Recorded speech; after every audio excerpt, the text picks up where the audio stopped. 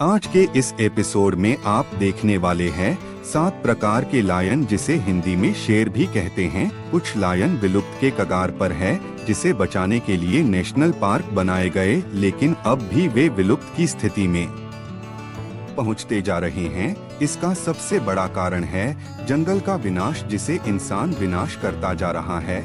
जंगल काटने में रोक लगाने के बाद भी ऐसा विनाश शहर में रहने वाले लोग करते हैं, जो चंद पैसों को कमाने के लिए शहर में रहते हैं, और शहर को बड़ा करने के लिए जंगल को काटकर फ्लैट बनाया जाता है। ऐसा नहीं करें, गांव में ही रहें, गांव की जिंदगी भी अच्छी होती है। सबसे पहले नंबर पर है पैंथेरा लियो शेर। एक बड़े जानवर होते हैं जो पानी के किनारे और सवाना क्षेत्र में पाए जाते हैं। शेरों का जीवन पारिस्थितिकीय विविधता में उनकी अग्रणी स्थिति की वजह से आकर्षण का केंद्र बन जाता है।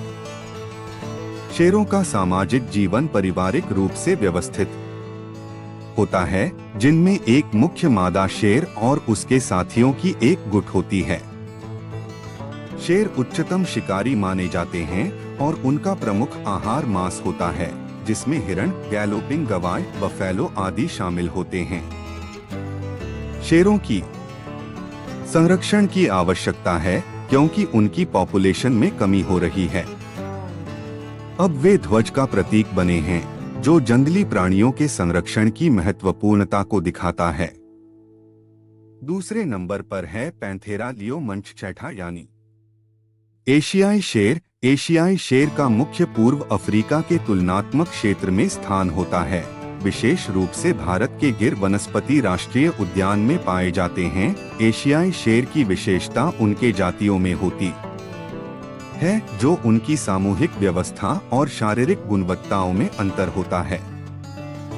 एशियाई शेरों का सामाजिक जीवन पारिवारिक रूप से व्यवस्थित होता है, जिनमें मुख्य मादा शेर और उसके साथियों की एक गुट होती है। एशियाई शेर की पॉपुलेशन में गिरावट का संकेत हो रहा है और इन्हें कड़क विलगल विलुप्त का दर्जा दिया गया है।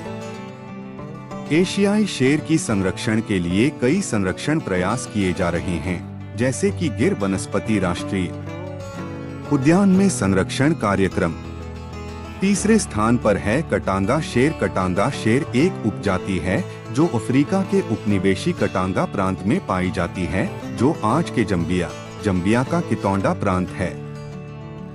कटांगा शेर के शरीर पर अन्य प्रजातियों से थोड़े भिन्न चिन्ह होते हैं, जैसे कि उनकी प्रोड्यूसिंग ग्लैंड की एक विशिष्ट जगह होती है। कटांगा शेर अपने क्षेत्र में बागी होते हैं, जो मुख्य रूप से बड़े जानवरों को शिकार करते हैं और छोटे पशुओं पर भी हमला कर सकते हैं। कटांगा शेर एक संकटमुख प्रजाति मानी जाती है और इनकी पॉपुलेशन में गिरावट का संकेत हो रहा है। यह भारतीय जंगली शेर की उपजातियों में से एक है, जो संरक्षण की आवश्यकता है। कटांगा शेर के बारे में अध्ययन और अनुसंधान का महत्वपूर्ण कार्य जारी है, ताकि इनकी संरक्षण की दिशा में कदम उठाए जा सकें। चौथे स्थान पर है सफेद शेर। सफेद शेरों की विशेषता होती है कि उनकी त्वचा पूरी तरह से सफेद रंग की होती है, जिन्हें उनके नाम के रूप में पहचाना जाता है।